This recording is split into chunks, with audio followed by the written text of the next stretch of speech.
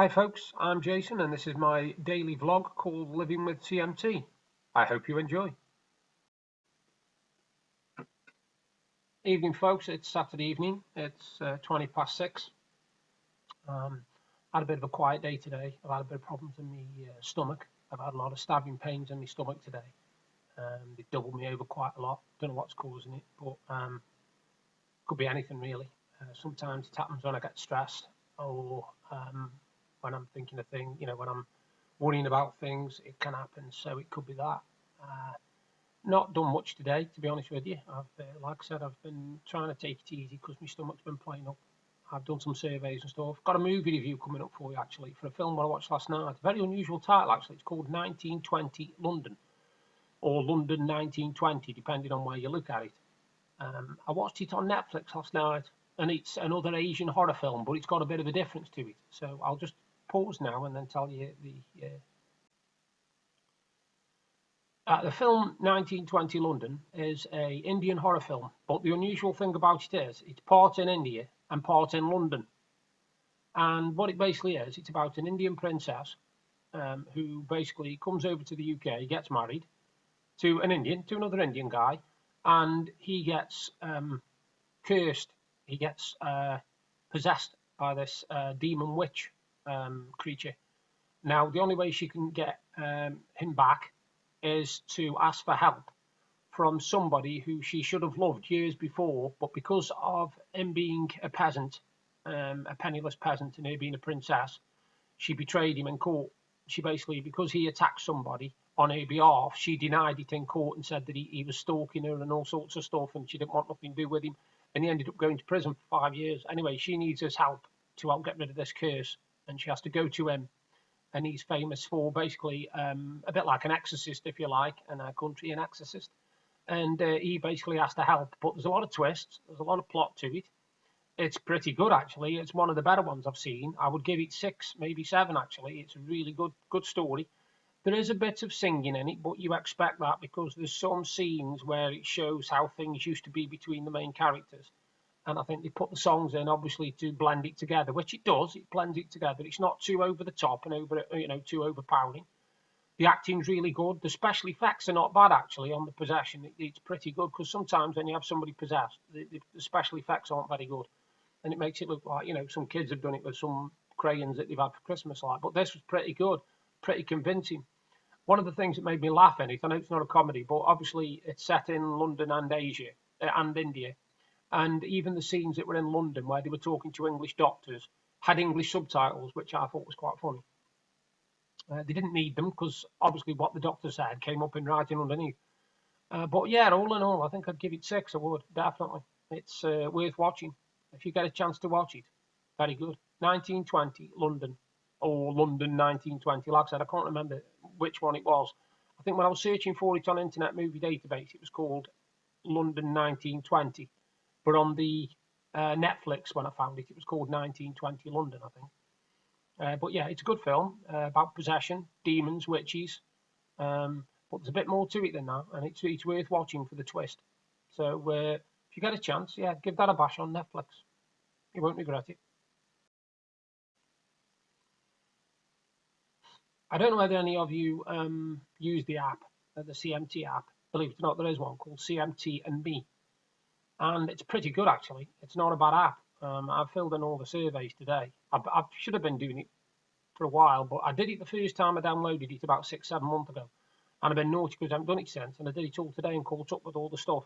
And it's really good because it's a good way of monitoring how your pain is, how your tiredness is, where the pain is, what kind of severity you've got with the numbness, the tingling, anything like that, And it's worth, if you get a chance, like I say, it's called CMT and Me. You've probably heard of it anyway on the CMT sites.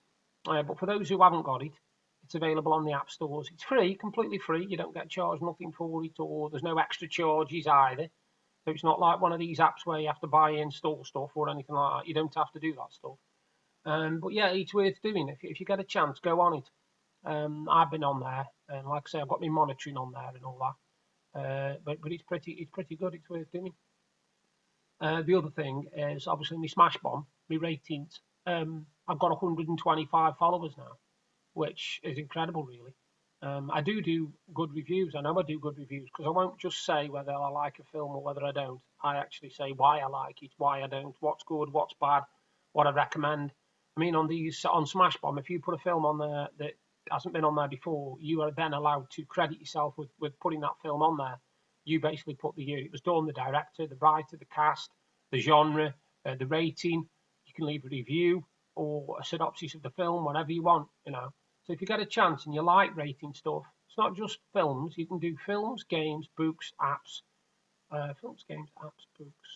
music, ebooks, all sorts of stuff you can rate on it, and it's worth doing. You get a good bit of what's it from it, and all, you know, you get a bit of feeling. You feel good that you're actually helping people because you're rating things and giving them a chance to see what something's like before they think about either watching it, listening to it, or playing it themselves. So, like, if you get a chance, go for it. Sorry, me hand's playing up today. Got a bit of like mental pain in my hand. It's driving me nuts. I'm not good today. I don't know why. Like I said, I've got these pains in my stomach, and I've got bloody pain in my hand as if I've got knives stabbing me in the hand all the time. I suppose it's classed as pins and needles, but I don't normally get it, you see. So I'm sure it's because my painkillers have stopped working properly. Who knows? Everybody has got an opinion on stuff like that. You know, I don't know what painkillers people take. I only take cocodamol at the moment, 500, and they're not strong. They're not strong enough at all. They used to be. Don't get me wrong. They used to work perfectly. They used to take 90% of my pains and my aches away. Now they take about 10% away. It's all they do is slightly dull it, but it's always there, and it ain't good. It ain't good at all. We should have gone downtown today, but we didn't because of my pains in my stomach. Like I said, they've been doubling me over today, and I don't know what's wrong. I'm hoping it's just, like I say, a bit of stress, which is fine because obviously we all get stressed at times. I was once given advice by a brilliant doctor, and when I say brilliant, I'm being sarcastic. He actually gave me the advice that if I'm going to get stressed, don't, which I think is one of the best lots of advice I've ever been given. How you actually avoid and know that you're going to get stressed, I do not know. Because stress can happen any time of the day. It can happen through, you can have a really, really calm day and then an incident happen, say, I don't know, something with your family or something with you or something with, I don't know, your wife or your husband, whoever you're with, and suddenly it causes you stress, you know. You can't really say to yourself, I will not let stress today. You can make efforts to avoid stressful situations, don't get me wrong. If I can help it now, I don't get involved in things as much as I used to because people used to involve me in a lot of stuff, and I used to get emotionally involved, and I can't do that anymore. I have to sit back and say, you know, this isn't my concern. Like I said yesterday when I was talking about my dad, he taught me that you've got to think of number one first, yourself, because if I don't think of myself and I don't think of my own health, I'll end up back where I started years ago, where I'll end up back ill in hospital and throwing up every day and in pain, and I don't fancy doing that for the rest of my life. You know, the CMT is bad enough. The thyroid thing is, like I said, it's knocked me out again today. I've only been up about 20 minutes. Another sleep in the afternoon. That's 4 days out of 5, out of 6. 4 days out of 6 I've actually had to have an afternoon sleep. And I wouldn't mind, but I've been getting a decent night's sleep, except for, well, not really decent nights. I've been getting to sleep fine. The problem I've had is staying asleep because I can get to sleep, but I keep waking up. And the funny thing is, last night I watched two things before I went to bed. I watched this this Indian horror film told you about just. And then I also watched an episode of The Two Ronnies. So I finished off with a bit of comedy and a bit of music. And I thought, well, if I dream of anything, it'll be some horror. No. I dreamt, for some strange reason, I was in America. I don't know what I was, but I was some kind of guy who got inadvertently involved in a drugs bust. Ended up falling for the head policewoman, whoever she was, don't know, just some blonde woman who was a policewoman who we ended up falling for each other. God knows why, I have no idea. And being chased for most of the bloody film by drug dealers who wanted me dead. So I haven't got a clue what all that was about because I ain't watched anything to do with drugs or anything like that for absolute yonks. So it just goes to show you how mad the mind is and how pulled up dreams can be. I don't know. I don't get my dreams, to be honest with you. Sometimes I can have 4 or 5 in a night. I suppose that's where I get my writing from. Sometimes I'll dream a story and it'll just turn into, you know, a short story or the part of a book or the start of a book.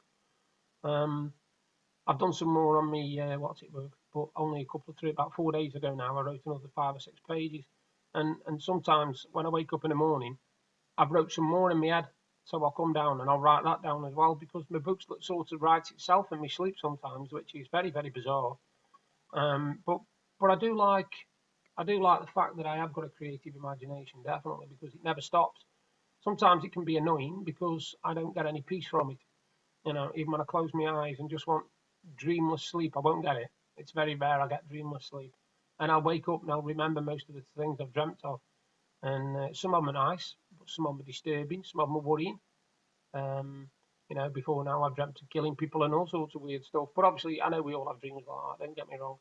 But then again, I've also dreamt of flying, I've also dreamt of drowning, I've dreamt of burning, I've dreamt of everything. It's just one of those things, I think, with dreams. You don't know what you're going to get. We're hoping we are going town tomorrow. We're definitely going town tomorrow. Pains in my stomach. I'm going to try and do something about it tonight. I don't know yet what. I might just have another one of my Actimel yogurt, see if I can get that disappear, because it's just stupid at the moment. But we'll see what happens. We'll see what happens. I hope you're all right on this Saturday evening. I hope you've got nice plans, or you're enjoying whatever it is you're doing. Thank you for the couple of comments I had. Thanks, Steve, for what you said about the Geek Box, and also thank you to Jeffrey Reardon, who basically said he can relate to the poem, because he's exactly the same. He gets told he's like his dad, and I told him about an incident about 18 months ago, 2 years ago, and we were meeting my mum. Me and my wife were meeting my mum up in Fleetwood, and we caught the tram and got off the tram and went across the road, because my mum was across waiting for us by the library. She could see us, and I nearly gave her a coronary, because she said when she saw me get off the tram and start walking across, she said she thought it was my dad. I was the actual image of my dad. She was literally pale when I got across to her. She said it scared her to death. She just thought I was my dad. She said I looked that much like him. It was incredible, and I took that as a compliment. There are worse people to look like my dad. Like I said, he was all right. My dad was. He was a decent bloke. He was a big dart player, massive dart player. He loved his darts, and he played for Staffordshire B team for a hell of a long time. And you name one of the old greats from the 80s, any of the dart players from the 80s and the early 90s, mate, and he's played against them all. Eric Bristow, John Lowe, Cliff Lazarenko, Jockey Wilson. He's played against all these. He played Keith Daller, Phil Taylor. He's played all these, mate. Bob Anderson. He's played. My dad played against some of the legends. But I had a whiskey and coke for him last night. A nice little toast for him.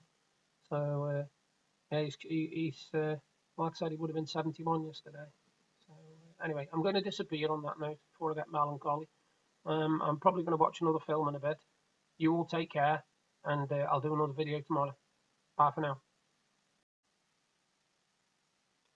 Thank you for watching my daily vlog. I hope it was informative and interesting. If you like what I'm doing, then you can subscribe to my channel by clicking there. And if you want to see exactly what I was talking about yesterday, you can look up there. Bye for now.